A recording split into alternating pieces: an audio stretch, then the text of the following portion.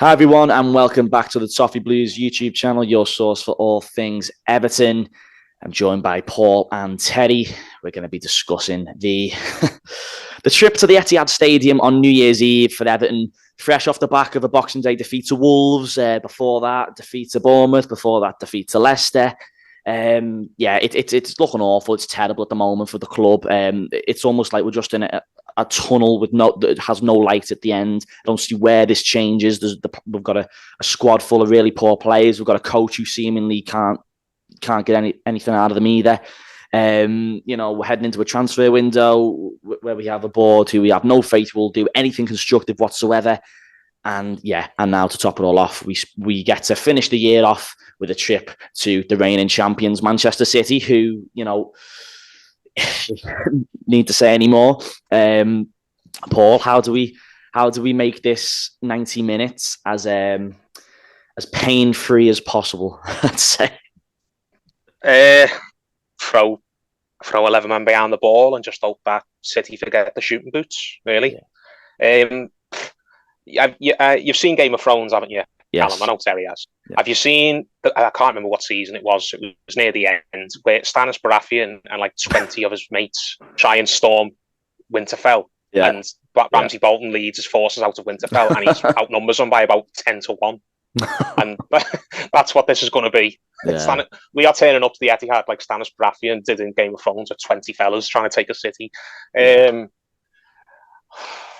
It's going to be ugly. Let's be honest with you. Man City, they're just scoring goals for fun.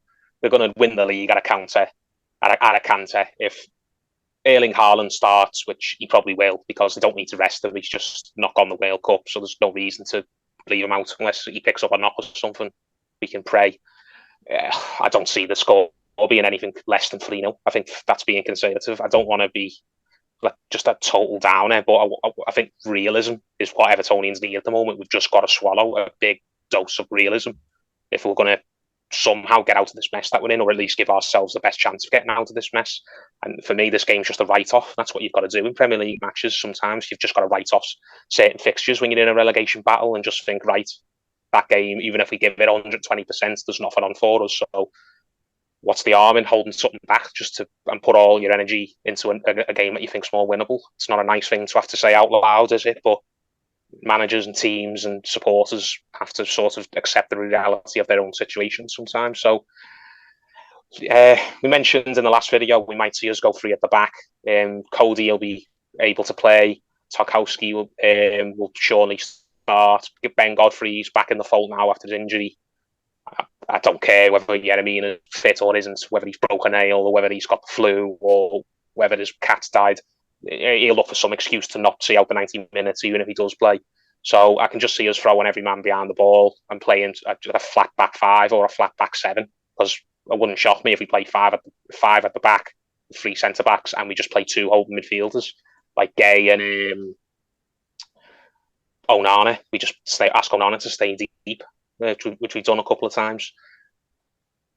Up front, Marpey, if you think he's chasing shadows in the games we've seen him in so far, then bloody hell, he'll be lucky if he gets a touch of the ball. If we're just goofing the ball up to him, and John Stones and whoever his partner is, Nathan Aki, are just doing 1-2s around him. I'm not going to lie to you, mate. I'm not even going to watch this. I'll probably check the score at half time and then check the score at full time.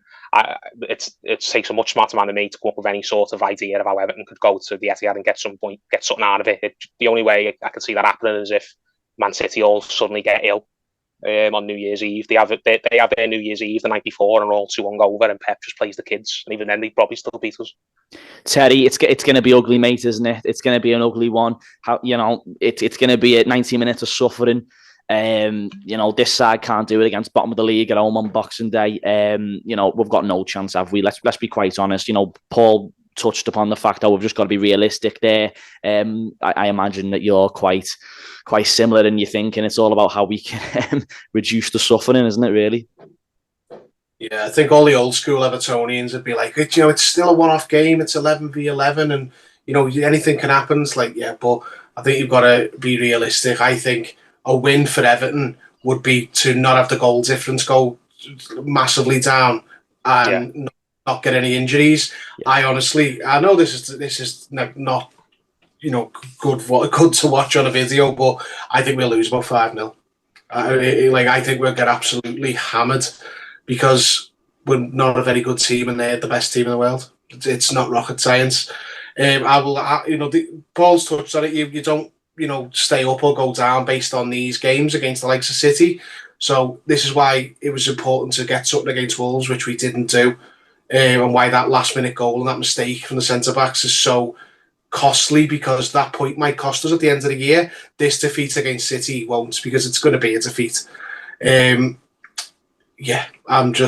play 5 at the back, and it'll last. We'll have 10-15 minutes of resolute defending, and then we'll concede the first, and then that'll be it. We'll just get routed for the rest of the game.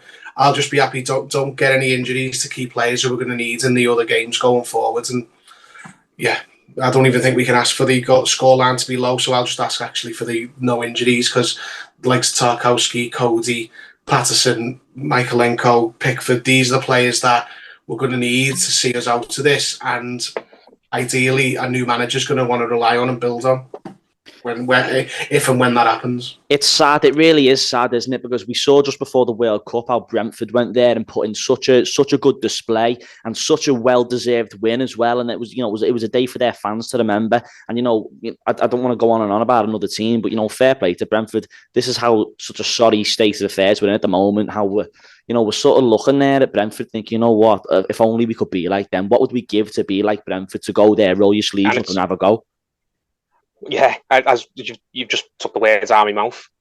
It's not hard to be like Brentford. No disrespect to them. You've just got to be an honest team, a team that knows what it wants to do, and a team that's willing to roll its sleeves up and work hard, which we're absolutely not.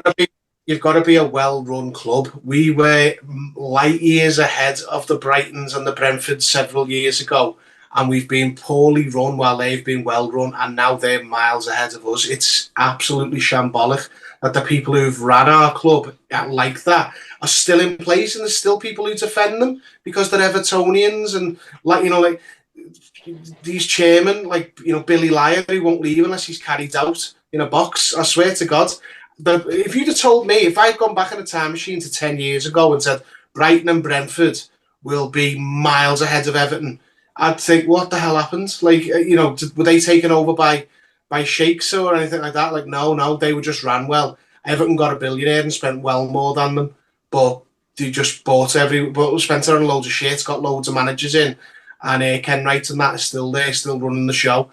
I'd probably just spew the football at that point. You know what? It's embarrassing that from where we were comfortably not that long ago the best team outside of the top 6, and we were until the stadium was built. We were bigger and better than Tottenham. We were the 6th team. It was the top 4 then, obviously, but we were the 6th team, and now we're barely the 16th team. It's embarrassing, but this is the position we're in. That Brighton and Brentford, Brentford in this case, have got more of a chance going to a big team and turning them over than we have. Because City used to be their bogey team. We were a good team in our own right, and they could never get a result against us. And now here we are. City used to love playing Man City away. KL, Arteta, Bain. We used to have some great times there. This time of year especially, we used to go up there and put in a really good shift, and they really didn't want to play us. But we're sounding like 3 old fellas in a pub now, aren't we? About the old days. We're all less than 35. And we're sounding like our fellas describing this.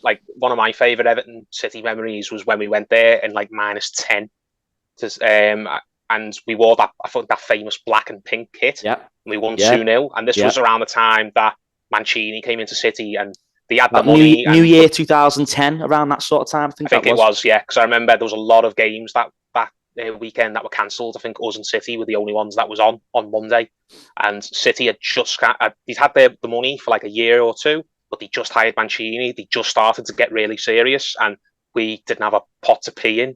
And we went there, and we had character, Paul. Yeah, we just completely outfought them, completely outbattled them, completely outwilled them.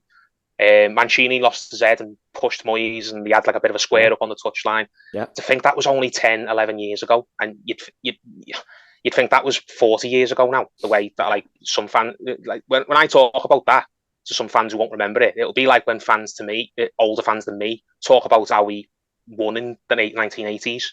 And I think, my God, that must have been an absolute lifetime ago. and it wasn't. It was only a decade ago.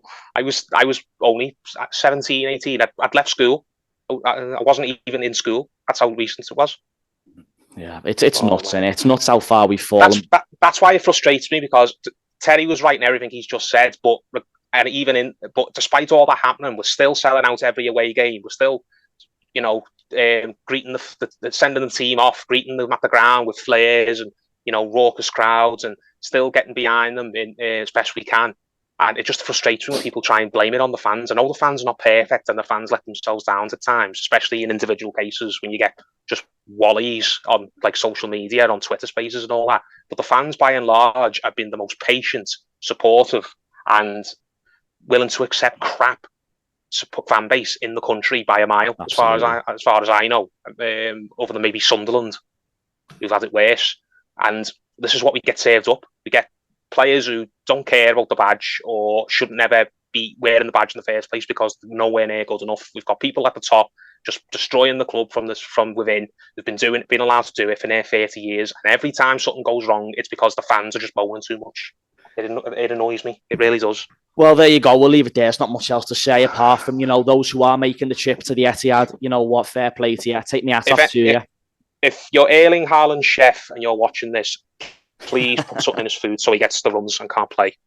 There you go. Well, let us know what your predictions are for Manchester City Everton. Going to be a really tough game. I think a lot of people have just resignated to it at this point. But get it out the way, and hopefully we come out in one piece. But we'll leave it there. Big thanks to the lads for jumping on. And subscribe if you haven't done so already. Leave a comment if you haven't done so already. And we shall see you next time on Toffee Blues.